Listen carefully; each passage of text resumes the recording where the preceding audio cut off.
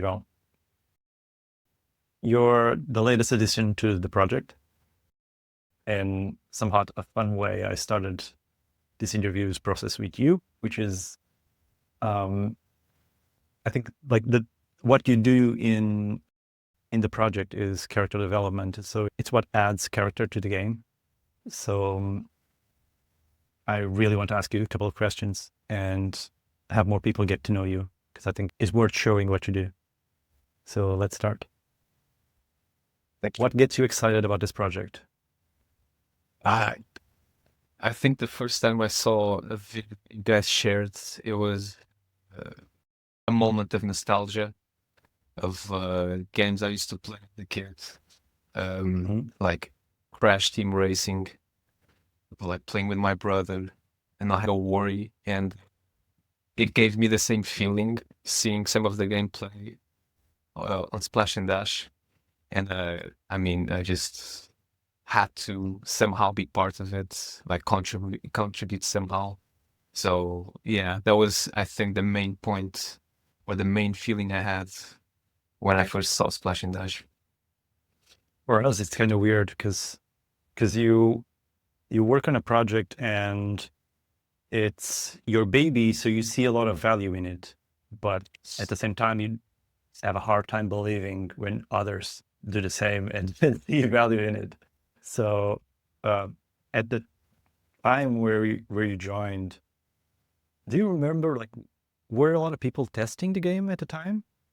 Were you testing with more people? Did you try it by yourself? Did you try it with us? I can't remember because we used to test so often. Yeah, so at the time, I think it was between us. It started with like some close friends and some former colleagues and all that. That we started like just testing out all together in like quick little sessions, which were really fun. So yeah, it was proving even more my point of how like fun can be Splash&Dash, and proving the point of the feeling I had initially of the nostalgic fun feeling for the project. Yeah. Like when you started to, you joined and we talked about character creation. Do you remember like how did the first idea came about when you started doing the first sketches? Yeah, so you guys showed me some concepts you had found online. So that was like my first introduction to kind of have an idea of what you guys had in mind. But you didn't just say, okay, just do like this. You guys were like, yeah, this is around the vibe we want, but you can explore, which was pretty cool actually.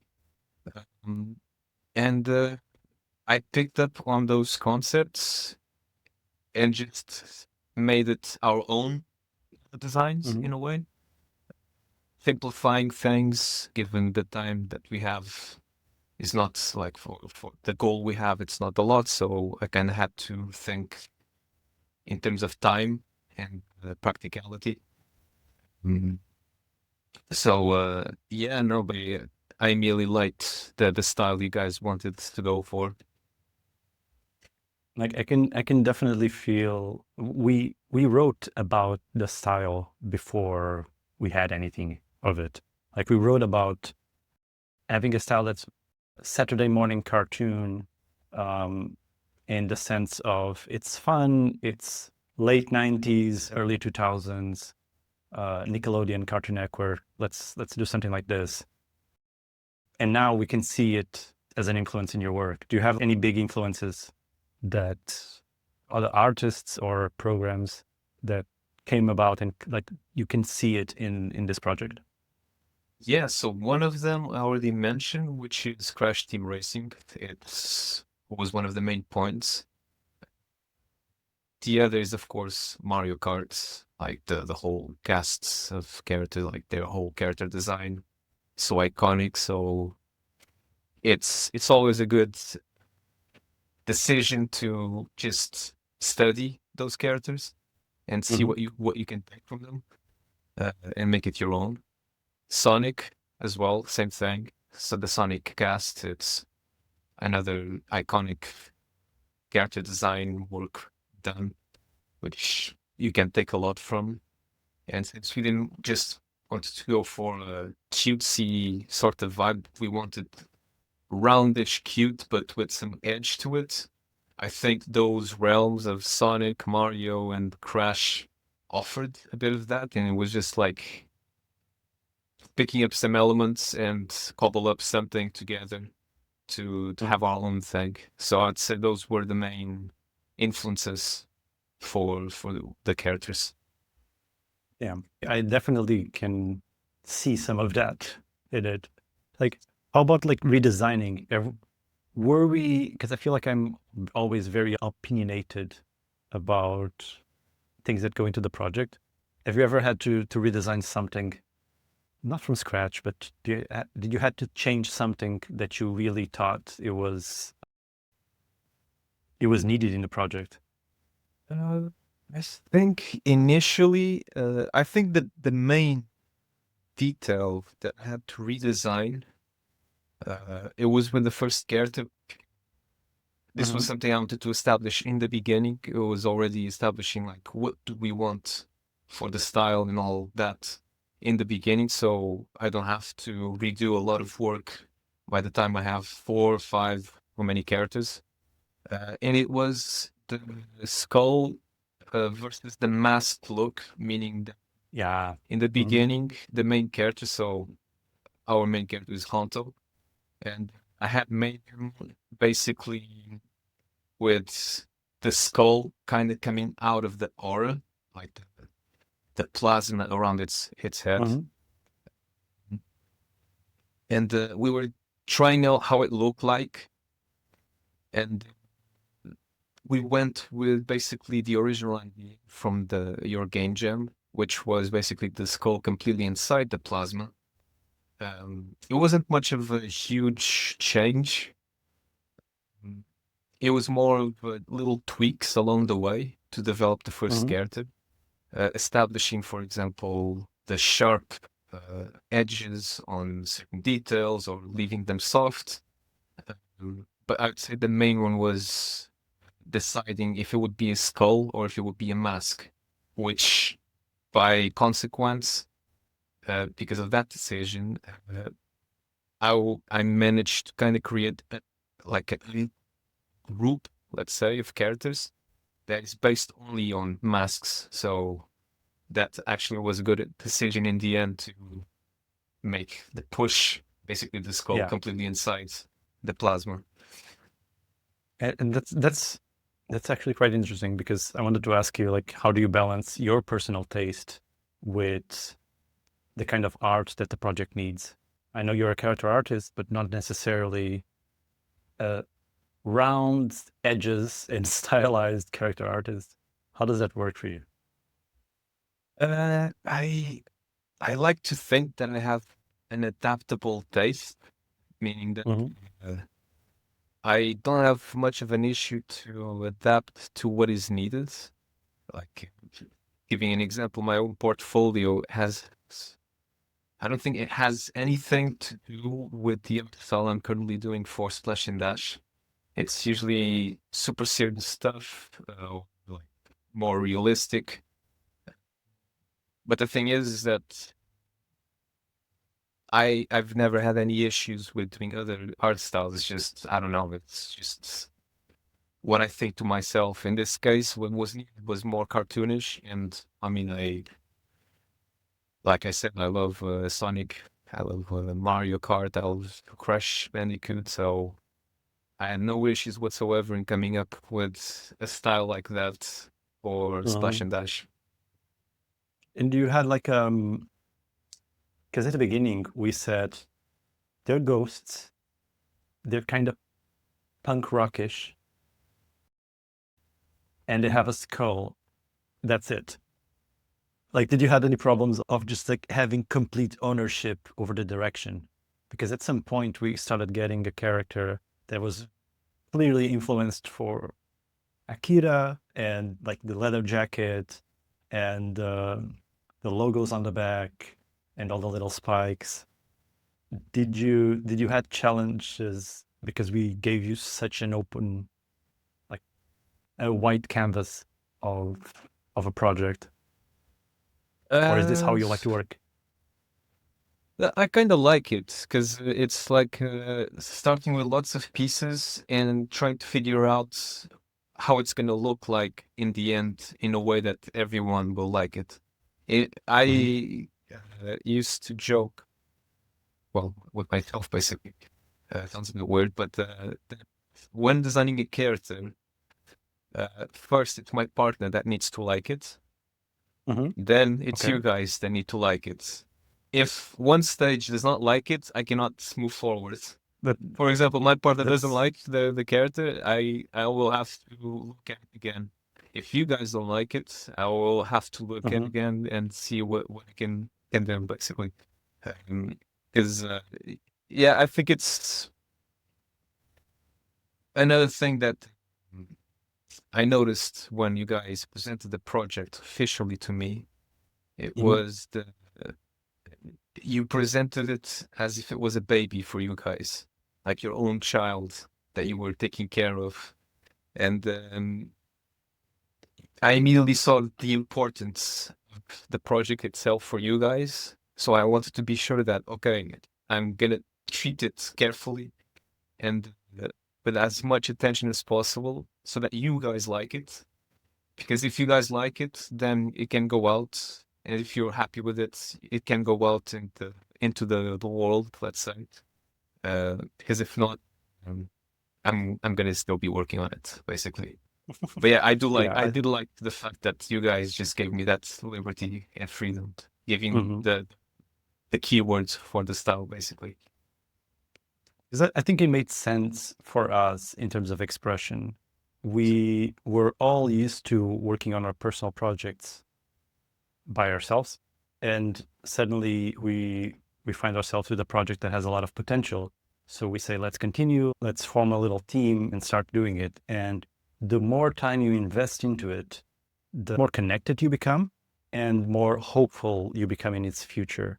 So bringing someone that's foreign to the project that didn't start from scratch made us a bit nervous, but at the same time, like we knew you from before. We've worked together previously, and we were like, okay, this is our baby with some hope. Let's show that this will be his baby as well. I think we proved by now that we can do hard turns and we can definitely change the direction of the project at times. So even though it's our baby, we are not as precious as to interfere with its direction. But yeah, I believe it was like a perfect match of like delivering. We like this. Please like it. Please do the same. Yeah, And I yeah, that agree. now looking back, like it was a while ago. It was a couple of months. During this time, like, do you feel like is there something that you really improved upon? Like you feel like you have was there a skill that you already had that you improved or something that you gained from working on a project like this Um, other than using GitHub? well, yeah. Well, besides GitHub, I would say one of my, well, let's call it weak points in character art overall is basically rigging, skinning, animation, that side. Hmm. Even though I've done it before, it wasn't that comprehensive. And I'm not saying that what I've been doing in Splash&Dash it's comprehensive because uh, we do keep it simple in that sense. Hmm. But it gave me the opportunity to explore a bit more the rigging system and all that, and basically feel comfortable with it. It doesn't feel like a mythical monster anymore. It's more of a tameable type of Hmm. animal when dealing with rigging and skinning as well, which to this day, I still don't like it. The skinning process. I don't know. I cannot. I'm sorry. It's just one of those things, I guess.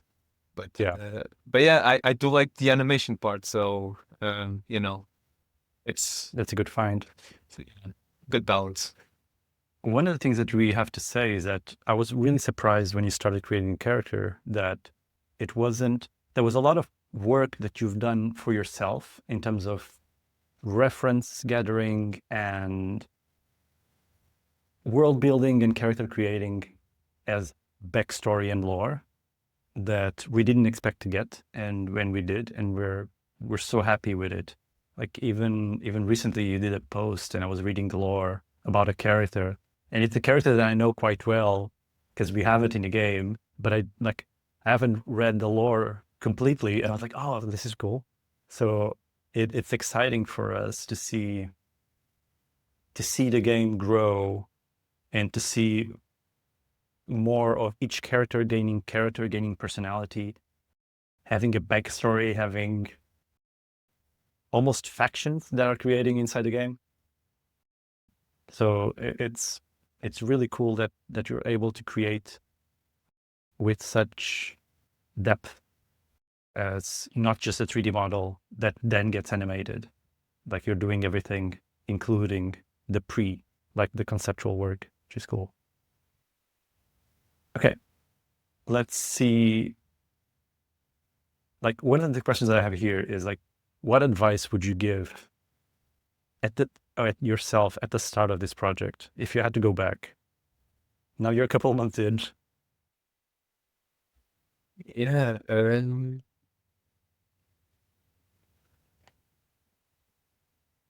I would say just start simple, because when I started, I was starting with complex ways, basically adding time to the work, even though it wasn't done yet. But I would definitely say on the mentality side of things, tackling the tasks, I think it would be the main focus, simply because I don't know. Usually, in my head at least, you should start simple and then complicate if needed. But for some reason, I start already complicating in certain aspects, which removed some of the time I had. But yeah, I would definitely shout to myself, my past self, you just keep it simple and keep it clear, because that way it's just easier to see the path that I should go. Yeah, be that. But anything else like specific that I can think of, to be honest? That's good. That's definitely good. I think for me would be beware of multiplayer. Well, last question I have here is, do you have any direction that you love to take the characters in the post-launch of the game? We are planning to launch later this year. Do you have an idea or a plan or even a wish of, this is what I would like to do with this world that I'm creating? in an ideal world, since I've been enjoying myself creating the lore of the game, I would like to actually make it a real thing that it's possible to see somehow. I don't know, expanding into another game eventually, expanding even into a cartoon or anime, anything really. To be honest, it would be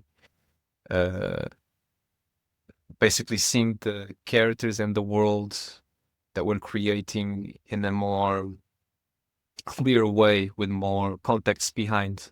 Because at the moment we only have, text that we can maybe give the players, some animations, and the environment itself that is trying to tell the story, of course. But I don't know. And I would like to have the characters and vehicles maybe in 3D, like 3D printed. I would love to see something like that.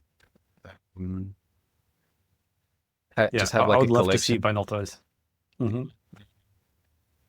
Yeah, I believe like for the type of things we have right now in game, to make it more tactile would be awesome. Just to actually hold them as like something that we can play with or have on our desks. would be really, really good. And especially, but more than that, to do an animation would be incredible, especially if it's something like, I don't know what to say in English, the biker mice from Mars. I think it might be that. I think it might be that, actually. Yeah. And yeah, we do need we need a bad guy. So maybe let's do a bad faction, an evil faction, and add it to the game, just to stir things up. Yeah, for sure. Yeah, no, there's I have lots of things already written down on the backlog of the lore and stuff. It's just a matter of eventually having time to develop that as well. For now, I think it's fine to start because, yeah, basically, for now, the closest thing we have to a back of villain is the host of Splash&Dash. Yep. He will be like the main force behind like the series, the competitions that people will get to enjoy. But yeah, I would like to at some point introduce some proper. Okay, this class is obviously not up to good, or like a villain class or something like that. Yeah, that'll be fun. Yeah, like one of the things that you're doing with us and you're helping in a much needed way is user interface. And we were really delayed with UI. We had some UX, and you're helping, and you're kind of, I don't know if for you, you're discovering that talent, or is it me that I'm discovering your talent in UI? But I was so surprised of how proficient you are as a UI artist. Have you ever done anything like that before? Not that I can think of, to be honest. I'm finding it myself. Like, okay, I don't know. I did like a bit of logo studies. I cannot even call that because it wasn't. It was never something completed, or I cannot give you a straight answer, to be honest. I did not. I've never worked on UI. I've never done that sort of stuff. So But do I'm you a bit enjoy it? surprised. I do, actually. I started learning Inkscape, and it's actually fun to use it. I don't know. I remember one time trying out using vectors. So in a similar software, I don't even remember what software it was. Maybe it was Illustrator. I don't know. Um, and I remember struggling for some reason with the actual vectors, curves and all that, like having like, I don't know, pointy things and not being able to do a full curve. Yeah. I remember struggling with, I don't know, this time it clicked or something. So I guess years of just living life got me, to look at us now. Jump. Exactly, look at us now. Okay, João. Thank you so much for this. Do you have any message that you want to say for people that are just now getting to know you through this project? Well, I apologize in advance for my voice. It's pollen season, so I'm struggling. And I mean, I hope everyone enjoys at least a bit of the work we've been doing, that I've been doing with the characters and all that. And I'm curious to see what people think of each character's backstory, if they'll have anything to say about it. It'll be interesting. And yeah, hopefully you guys decide to play the game and have fun with it, because I'm pretty sure it's going to be fun to play. Let's hope so. Oh, let's hope everyone wants to play the game. I believe it. Yeah. Well, thank you so much, João. Thank you for having me. See ya. Thank you for watching. If you like what you saw and want to know more about the game, please do join our Discord. We're posting regularly there, and we'll do more updates via videos. I think this is good. See you soon.